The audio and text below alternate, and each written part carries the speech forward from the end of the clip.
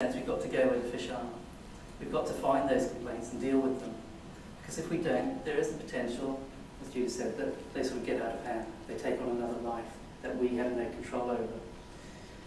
Part of what we also do is to provide online help information to our customers. And what we're seeing now is that customers are essentially taking the information that we provide and they're taking it and putting it up into their spaces. Now for a company, we've got the challenge that we've got to try and, one, we've got to recognise that the information now has a life of its own beyond us. We can provide it, but we can do nothing to control it thereafter. So in a sense, there's the idea of trying, how do we retain the integrity of that information once it's out there?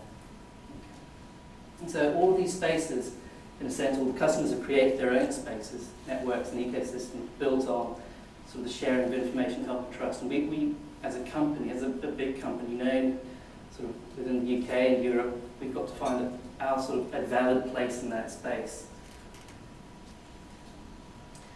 This is our world in a sense. We've got customers on one, I'll come over this side sometimes as well. Customers on that side. We've also got various accounts that we use for tweeting. We've got Stuart Carphone, we've got Bex at Carphone, who are dedicated customer service agents. And we're sort of trying to get more and more dedicated customer service agents onto Twitter so that if you've got a problem and you tweet about it, you're going to come in touch with one of those two people and they will hopefully be able to resolve your problem there and then. So there's an element of real-time help. It's not as if you're sending in an email and you're waiting 3 or 4 days for a reply, if at all. You can hopefully get your help there and then.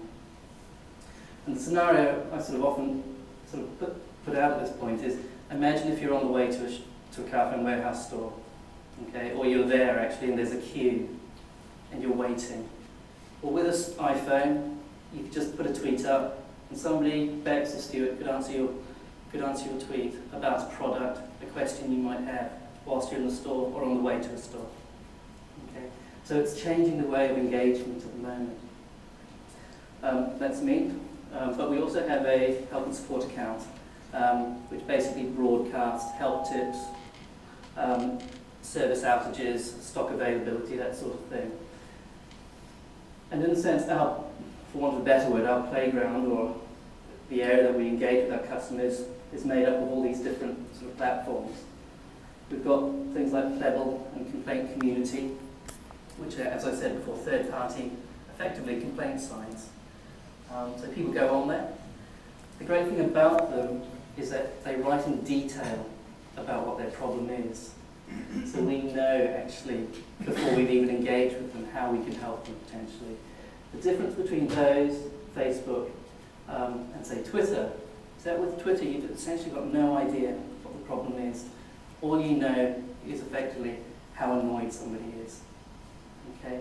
So there's a lot more guesswork involved, and often with Twitter, it's somebody's just got to the end of the line. Like, you know, we've sort of ignored them for months, and this is, in a sense, a last final call.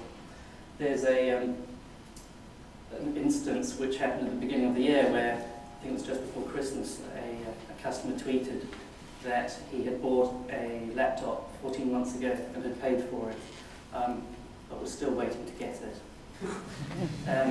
It's slightly atypical, but it illustrates the point, and it is a true story. And I got in touch with him, and within a couple of days he had a new laptop, higher spec, and he happened to just get it on his birthday. So there are happy endings. It doesn't always happen that way, but if you can handle the process correctly and handle it well and really feel empathy with your customers, the likelihood is that even if they leave you, they will leave you happy in a sense. And that happens time and time again. Now the thing about Twitter as a customer service channel is it's fantastic to identify problems, but the actual resolution of that problem still takes the same amount of time for the most part. The other areas we operate in, obviously the traditional areas of the website, contact centre, the stores, and email. Email is sort of an interesting one in that what we're seeing now is a move with things like social media from email, which is essentially a one-on-one conversation, or you can include with that the phone, between you and the company. Nobody else really knows about it. With Twitter, everybody knows about it, if they can be bothered to know about it. So it's a different type of conversation going on now. It's a conversation that takes place in public, and it's not necessarily something to be afraid of. Okay? And I think what you've got to remember is that, in a sense, we're the last crossover generation. We're debating about whether to use social media or not. Our children will grow up in it, and their debate will be about which applications to use. It won't be about whether to use it or not. So now's a great time to sort of get into it and try to understand it.